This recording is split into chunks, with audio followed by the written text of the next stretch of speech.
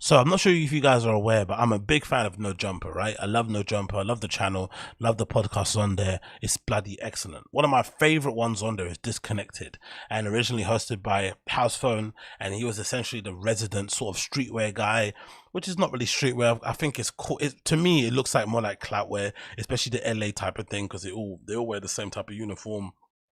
They have those jeans with all the rips in them, and their boot cut flares, the dunks, a particular pair of combats, the flipping needles, restructured flannels. It's all a very particular type of thing, but it's the closest thing to the thing that I love, which is obviously streetwear, but it's very LA lens focused, but still it's good because, House Phone's been in and around that industry and scene for a while. He's got his own brand, he's got his own shoes that he makes. He's obviously doing the show as well with Blazzy, who's also worked behind the scenes and done a lot of designing with other companies, blah, blah, blah. And then they got Yuri, who's kind of like the resident idiot, right? He's the guy that's like, oh, I don't know, you can screen print t-shirt with that color, that kind of stuff, right? So it kind of works really well in terms of their overall chemistry. Over time, they invited another kid in there called Potlord. He was doing pretty decent, but you could tell it wasn't really the right fit because he wasn't really that plugged in when it came to streetwear and stuff. And he's just like a regular dude who happened to wear cool stuff because he was a surfer or because he just hung out in LA and stuff. It wasn't nothing he was really overly passionate about. Anyway, fast forward, he ends up getting fired because he must have said something derogatory about Yuri's sister in a chat of something that some of the people in the channel or the program didn't like. Then it forced the flipping Blazzy to end up firing him, and then he fires him, and all that stuff happens. So all this drama is happening at the same time. But now it seems like the drama has kind of evolved into a dispute about money, which is always one of the issues that kills most podcasts. And it's absolutely annoying because one of my favorite podcasts in the world, one of the greatest, I think, the podcast that would go down in the podcasting Hall of Fame, was the original Joe Budden podcast lineup with Rory, Moore, and obviously Joe Budden. That was the greatest, especially even more so when it was called I'll Name This Podcast Later. They used to let things fly, and that show got absolutely ruined because three adult men couldn't sit around the table and actually talk through their issues, right? They couldn't talk through their issues. Three grown men's like, hey, here's my expectation levels. What's your expectation levels? How can we meet each other in the middle so we can make sure that we keep this train rolling? And it seems like the same thing's happening at No Jumper. And it seems like Blazzy's already kind of raised that issue because he was recently on Community, which is on, what's that app called now? It's called something, it's something shitty like donuts or cereal. I don't know, something, one of those apps. And I'm happy for them because they get the bag, but it's annoying because I miss out on the show. But Blazzy and Hassan were on there, and Blazzy basically is now out here complaining that he doesn't get paid enough from No Jumper. And I am already pissed off because you can already see the end of Disconnected happening, even though it's going to be changed the name. It's already a new cast of people. These issues with money are really annoying me. Really, really annoying me. And I'm going to tell you why at the end of this clip. 30% you got disconnected. He stole your whole show. Go ahead, go ahead, man.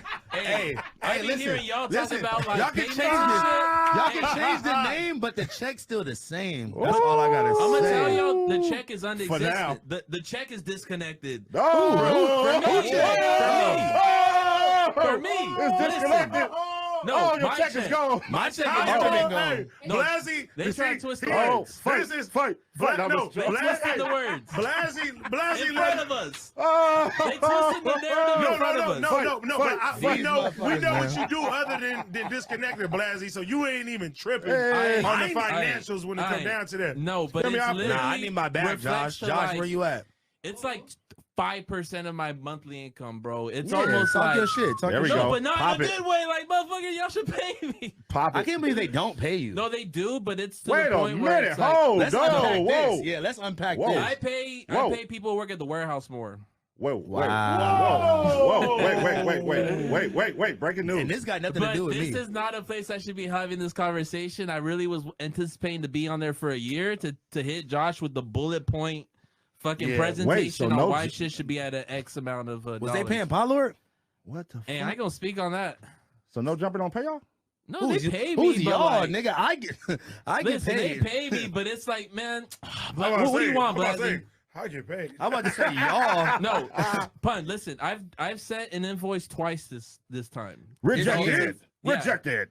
Listen. Well, I don't send invoices. I'm just waiting for Christmas to come along. Wow. Little birthday check. Fuck all that. Listen. This is getting spicy. I'm not gonna lie to you. I'm gonna leave this alone. I'm not gonna go that deep. I'm not gonna go that deep. We found something you can't unpack. I'm not gonna go that deep. Damn. Nah, I'm gonna go that deep We because made his limit. well, if it wasn't for AD, for the record, it's out of my hands at this if point. it wasn't for AD, like because he didn't have to open up about this. AD was telling me how much he was making, how much he made before. He's mighty quiet right now. unraveling. He's not butt into the conversation right now. No, listen.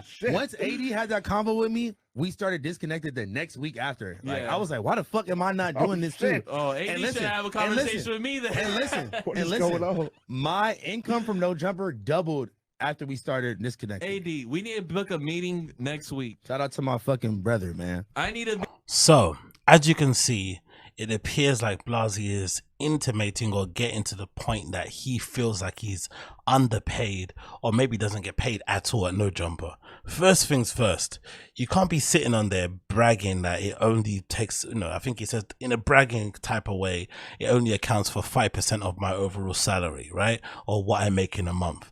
And then in the same token say, oh, I pay my factory workers more than what I get paid at No Jumper. Isn't that your issue? That sounds like a colleague of mine says, that sounds like a you problem. Why don't you go up to Adam and have a conversation about that and try and get that sorted, especially now that Blood's in a position where he essentially is the lead. He's the AMAC. He's the host of Disconnected since, House Phone was given a boot and suspended because he's been missing too many shows because he's been getting coked up and whip it up with flipping random OnlyFans slaws.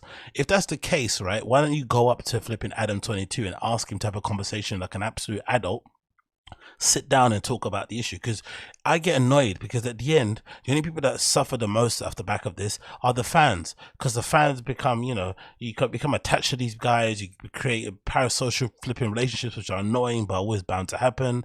These are podcasts that you rely upon, especially if you work places where maybe you're allowed to listen to things on headphones and it's a job that you hate, so you kind of are able to kind of pass the time, listen to these guys talk about their issues and whatnot. You go to like them, you find out new things through them, all these kind of things. So you kind of go to a point where you sort of depend on them to provide you with entertainment and to distract you from the horrors of everyday life. So when they end up getting themselves in a flipping passer because of money, it's annoying, because in your regular job, if you really felt like you're being underpaid or you're not valued, you just go and speak to your manager.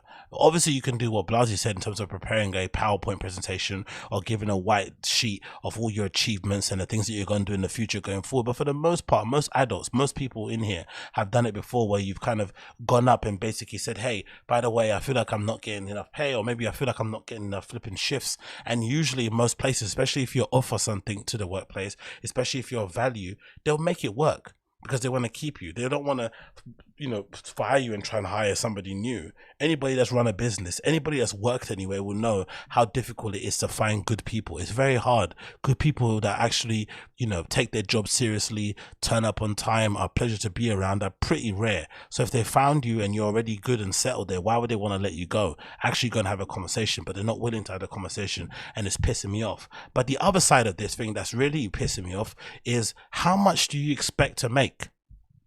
I feel like when it comes to podcasting, I don't know what it is, or when it comes to this kind of content generation thing, especially from people who don't actually own I wouldn't say the IP, but don't own because the real draw of Disconnected is No Jumper, right? No Jumper started off with Adam22 interviewing all these up and coming SoundCloud artists who end up being some of the most influential and biggest stars in hip hop right nowadays, and just kind of defined a certain era. And it's quite nice to be the person who kind of interviews somebody on on their kind of ascendancy, and then as they progress through their career, you can see one interview when this person was 17 and another interview when they're like 25. It's pretty cool. What happened there? Was that me? Huh. It's pretty cool to tell that story. I can't jump there. It's pretty cool to tell that story, to be like in there. So basically,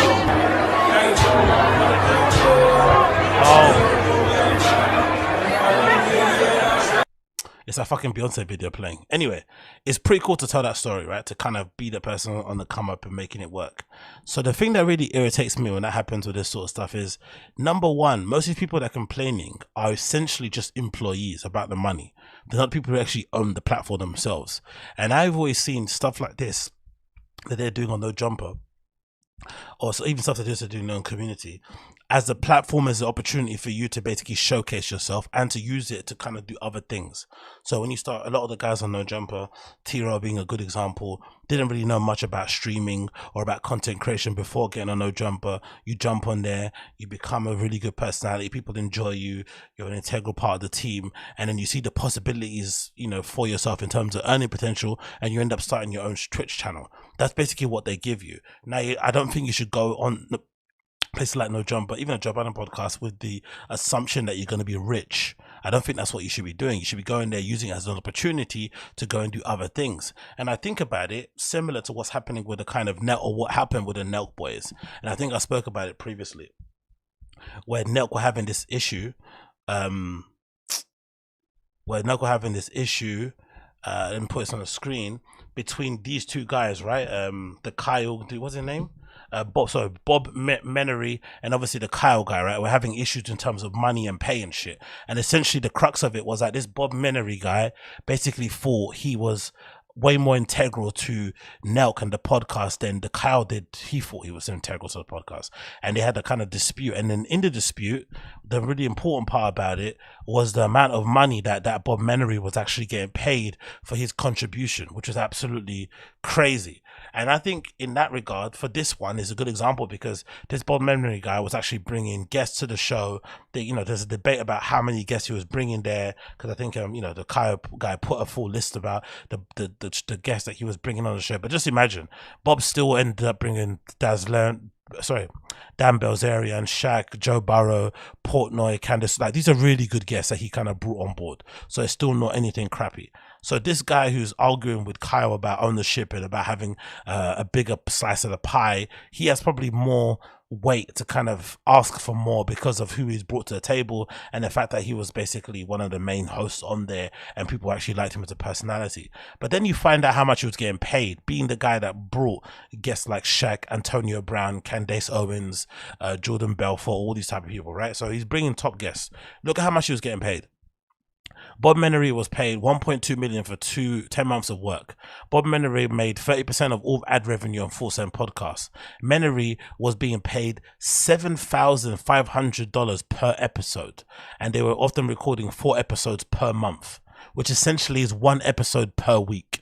So I want to ask Blazzy and those guys, what do they want to make? What do they think is a fair amount? Because I said somewhere in the comments, I think a fair amount for people who work on a platform like No Jumper should be anywhere between $200 to $500 for 1 episode that you're filming. And they, you know, it's only 2 hours a podcast sometimes, or maybe 2 hours and a half. And that's basically it. He doesn't go on any other shows. He doesn't go on any at the end of the day, really. He's not really on the No Jumper show. He only really does Disconnected and maybe the odd live music stream thing. So what I want to know from these guys, how much do they think is fair for them to make? Or not fair, how much do they think they're worth for 1 episode a week? I know maybe they'll say, hey, this is the biggest show on the platform and whatnot. It's still 1 episode though, and it isn't really bringing newer, viewers to the channel. It's still a niche that's within the No Jumper umbrella. At least with Barstool Sports and all these other places, they have so many other shows that appeal to so many different people. So if you're somebody on there and you're really creating a buzz, you can basically say, my audience is worth a certain amount, I'm bringing them over here. You can work that into your contract to make it make sense. But if they're not really bringing anything to the table and just pressing record and already set up the studio, the platform's already giving them loads of clout. They probably both got loads of deals and other things on, from working there and being associated with No Jumper. Being paid $500 isn't amazing. It's not great money, but it should be enough money to basically start from somewhere and then kind of work your way up. But the expectation that they should be earning, I don't know, anywhere near this amount of money, considering they just kind of record and talk to themselves, is absolutely crazy. And it's annoying because in general, like I said, the people that will suffer at the end of this is probably going to be the fans, because if he's already complaining about money, not directly, he's doing it on another show, it shows that there's some issues going on behind the scenes. So it wouldn't surprise me if very soon we start to hear some other things coming out of the woodwork regarding their working conditions, regarding their, their attitudes in general. Adam also is a bit of an insufferable cunt. He's probably going to come out and say something snidey. So it's going to probably end in tears, most likely, unless Adam is able to kind of just be a big boy and put his insufferable cunt thing to one side and just kind of address it like a boss. But considering they're complaining already on other platforms, I don't think think this is going to end well. And it's just annoying, like, honestly, selfishly. Just for me, it's just annoying. I just like, I don't know why these, and it always happens. I think maybe because this space is new, right? Maybe because it's new. And I think sometimes, because I do it myself, maybe I've got a different perspective on it, but I think these guys really underestimate how long it takes to build something up. Because I've got another channel called The Random Show, where with Agostino, I think W with a slash, which I'm trying to upload clips on, but it's taking ages. And bloody hell, man, I forgot what it's like to grow a channel from absolute zero up until something. I think at the moment at talking, I might have like 70 subscribers or something. The videos get like sometimes double-digit views. It's very difficult to build a platform from zero to something. So when you get people on it, working on it, it makes sense why you be a bit protective and be a little bit tight with the money, because you know how long it took to build that flipping audience. And until they're bringing actual bona fide value to what you're doing, it's very difficult to justify giving anyone any more money. But I also still think on my side of things, if that was me and I was those guys, I'd be seeing as an opportunity to do other things. I'd be doing my own thing on the side, which they're both doing, don't get me wrong, but I'll be kind of using the channel or the platform as opportunity to keep reminding people what I actually like doing, whether it's fucking food truck, whether it's designing t-shirts, whether I'm an artist. That would be the thing that I'd be doing on the kind of, you know, at the same time. It wouldn't be something where I'd be thinking, oh no, they need to pay me a flipping $500,000 per episode to record 2 hours or something. It's like crazy. It's like these comedians are the same thing. They're the same way, innit? These fucking, you know, stand-up comedians. They talk about hard work and the benefit of hard and all that nonsense, but they record twice a week, if that. They do stand-up for 30 minutes, if that. And then they just, you know, keep it moving. So in total, in a week, they're working maybe 5 hours and they're complaining or boasting about being hard workers or about running half miles or half marathons. Of course, you're running a half marathon in your lunch break. You have no job.